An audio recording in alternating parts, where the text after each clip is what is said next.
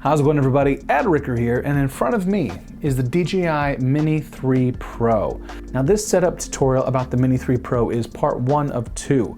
We're going to go through today in part one how to set up the drone, how to charge, how to download the app, how to update the firmware, and just kind of like glossing over some of the settings before we go out to fly. There are three different ways to buy the drone. First of all, you can buy the drone just separately if you already have your RCN1 remote, or you can buy it together like this as a package, or you can also buy it with the new DJI RC with the built-in screen.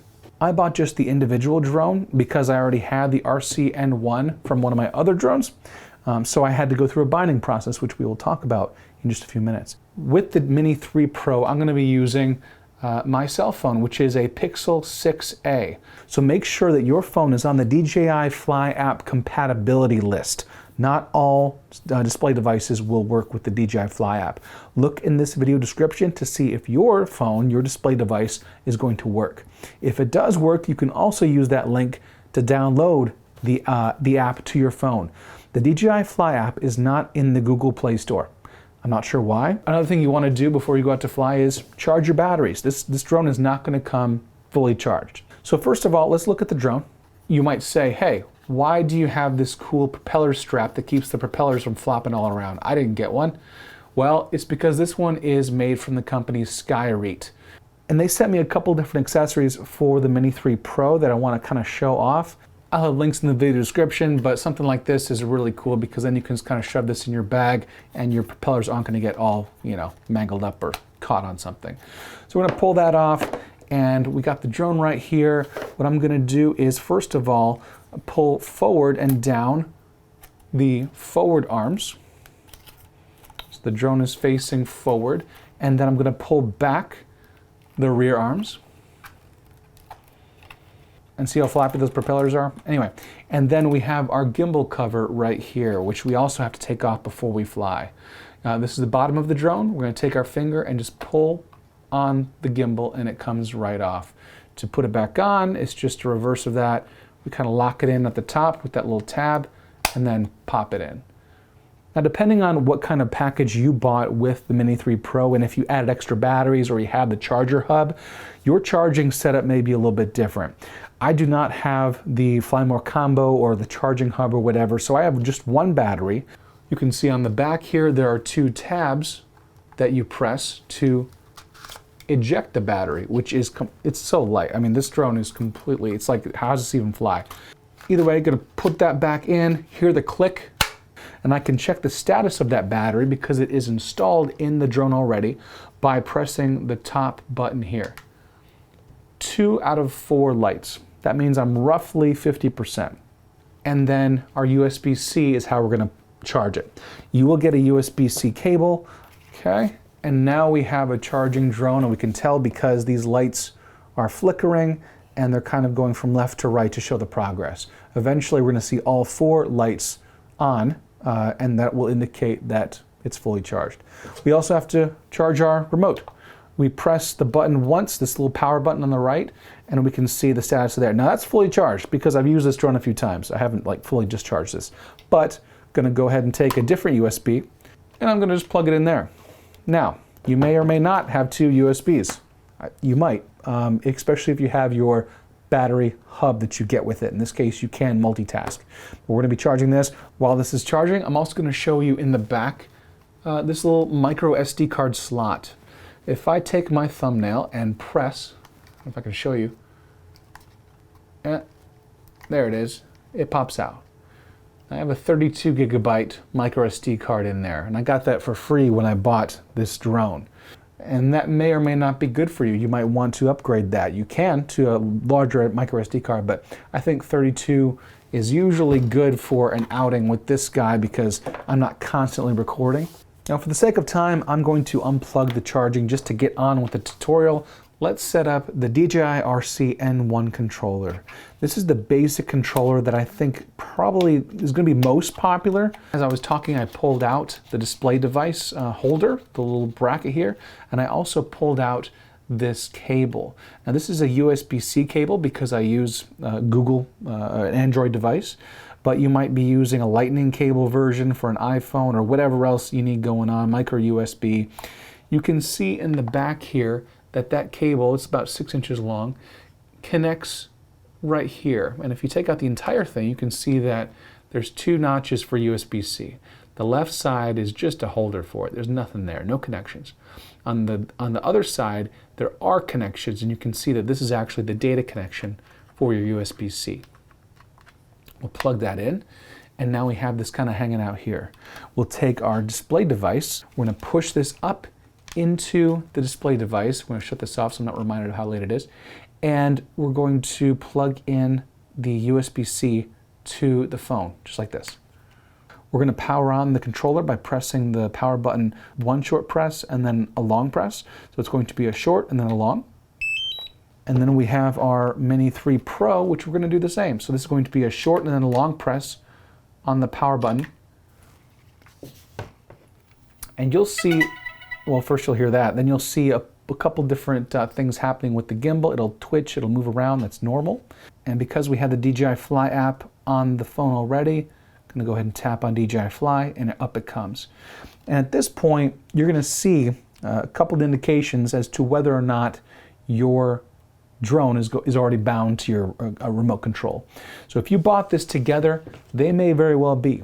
If you bought them separate, they won't be. Assuming it's not bound, we're going to go into the connection guide and swipe over to the Mini 3 Pro. From here, let's just skip the little quick wizard, go into camera view, and then from here, you won't see anything, don't worry. Go ahead and upper right, you're going to see the 3 dots to indicate the menu. We're going to go into the menu, we're going to go into control, the control tab, swipe all the way down, and hit pair or repair to aircraft. And it'll beep. That's a good thing. Press the power button on the back once and hold it for about 5 seconds. Right there. There we go. And it found it.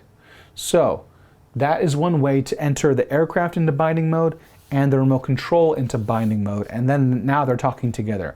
And we see this live view image of my desk. Since you have first turned this on, you're going to have to activate it. So I've already activated this Mini 3 Pro, but I can kind of look at some old footage from a couple days ago and show you how you have to activate the aircraft with your DJI account. So you have to sign in and do all that stuff. You'll also see some indications that from this point on, you have 48 hours to determine whether you want to get DJI Care Refresh, which is DJI's replacement program. It's not really insurance, because if you lose it at the bottom of a lake or at the top of a mountain and you can't recover it, they're not going to help you out in that regard. If it's unrecoverable, you're out of luck. But if it's recoverable but just damaged, then yes, they will repair it. Now, it's an upfront fee at the beginning, then it is a fee for each replacement. So it's not a one-time fee, and so actually those costs can kind of add up a little bit, but it is a bit of peace of mind. If you want to go through that, go into the video description. You can see a link to the DJI Care Refresh plan, or you can follow the information on the app. At this point, I'm 99% sure you're also going to get a warning message saying you need to upgrade your firmware. So the Mini 3 Pro has, since it's a new drone, newish, it's going to be getting a lot of firmware updates over the course of its lifespan, and sometimes they're necessary to update to fly, some aren't. I would always suggest you update your aircraft to make sure all the bugs have been fixed and everything is good to go. Also, you get some new features sometimes with updates, so those are pretty nice. At this point, we're in the main menu, we're connected, we're bound, we're updated, we're activated. I mean, everything's all set. So let's go ahead and look on the lower right. It says Go Fly. I want to go through some features of the user interface of the DJI Fly app. First of all, let's look at the upper left. You can see authorization zone. That's a warning. So I live close enough to an airport that actually if I were to fly outside my front porch, I would be flying in Class C airspace. So I'd have to get authorization for that. If we just tap that, we can learn more. It says aircraft is an authorization. So if you say good to fly or ready to fly or something, hey, you're golden. More than likely you will be in a situation where you're good to fly, but always check. Let's look at the upper right. We see 47. that is your battery level, my battery level. And so we would charge that up to 100 before we go out to fly. 47 is okay for this tutorial. You also see kind of like a crescent moon around it. Part of it is green, part of it is red. Well, the green is how much green you have left before you get into the red critical battery territory.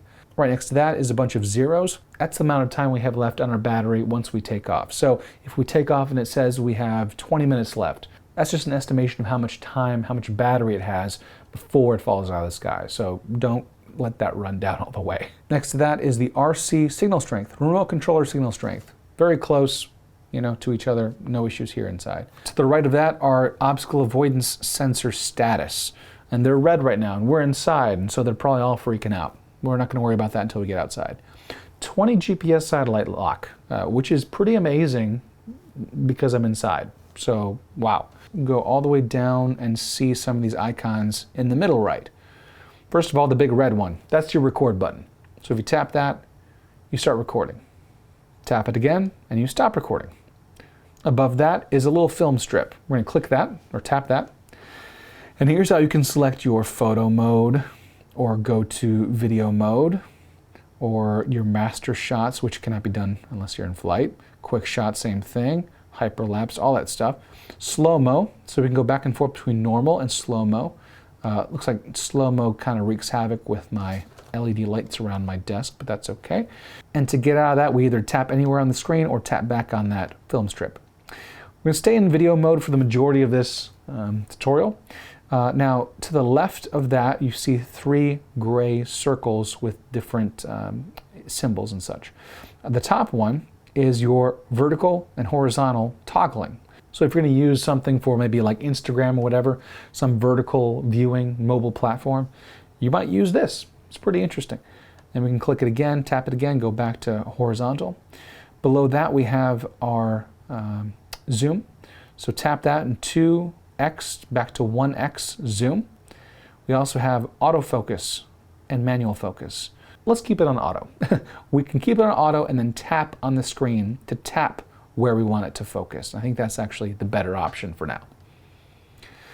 Now below that red button is your playback. So we can tap on that. We can see a few of the clips we just shot here on the desk. We also see a wedding reception that I was able to shoot video at recently, and we can actually tap on one and play back in a low-res preview version the clip. So here I am flying kind of like a zoom into the wedding reception location. It's a beautiful area. I'm going to back out of that, and every time you back out of it, just tap on that little back arrow. It's pointing backward. Just tap that, and you can kind of go back and back and back into each part of the menu as you want to. On the lower right, we have a couple different options here. We have storage, which is going to show us how much minutes left of footage we have, or if we're in photo mode, how many photos we have left at that current resolution. To the right of that is resolution and frame per second. So you say 4K 30. That is what this is set at right now, but if we tap on that, we can select different frame rates and resolutions. So we can do 4K 60. Can also do 2.7K 60 if you want to get a little smaller file size. So with a 1080 at 30 frames per second, we have over an hour and 10 minutes of recording space on this micro SD card. And I already have some footage from the wedding reception. So yeah, a lot can fit on there, but if you do want some more wiggle room, just get a bigger micro SD card. 4K 60 FPS is the most intensive, like takes the most space. So look, we only have 16 minutes left of recording space for 4K 60. To the right is your exposure value. You can change that if you want to make a quick adjustment in auto exposure mode, but to the right of that is your auto versus manual exposure mode. Tap auto versus manual, so it says auto. Tap that, and it says pro. Okay, I should say pro, but that's manual exposure settings. To the left of that is some GPS, telemetry, icons and such, and then our takeoff button, which we're not going to do on the desk. Let's just say that. No flying inside today. And inside the app, we'll just do a few menu setting adjustments. Upper right, 3 little dots, tap that, and let's just make sure that our obstacle avoidance is ready for when we go out. So here we have obstacle avoidance action. It's going to brake when it senses an object. I'm not going to allow it to try and bypass an object by finding its own little way. Let's keep it on brake for now. Let's scroll down, make sure our max altitude is correct for our country. So in the United States, we're limited to 400 feet AGL, or above ground level. So at 393, that's a good cap on how high we're going to go. Max distance, we have it all the way out. Auto return to home, let's just make that about 180 feet.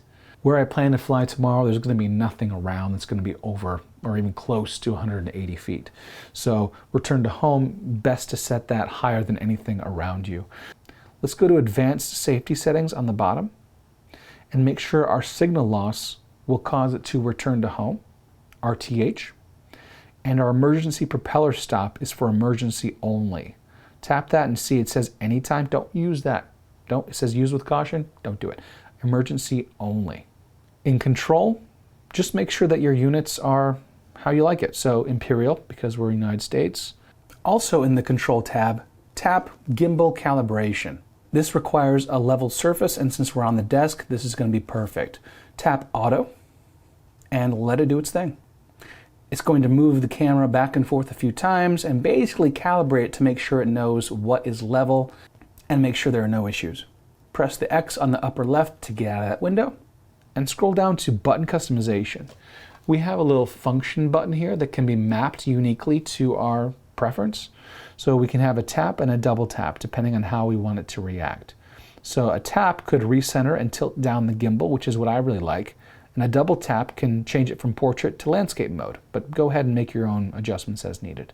Some of the other things we're going to address tomorrow, but that I think is a good start for what you can do on the bench, at your kitchen table, whatever, the night before the flight. To power off the drone and continue charging, I'm going to short and long press the button on the back there, and it turns off. Same with the remote control, short and long press. Now the company Skyreat was very cool in supplying a few things for this setup tutorial just to show what some of the accessories to help improve your experience with the Mini 3. And so one of those was the propeller holder that I was demonstrating earlier, just to keep these floppy props going everywhere.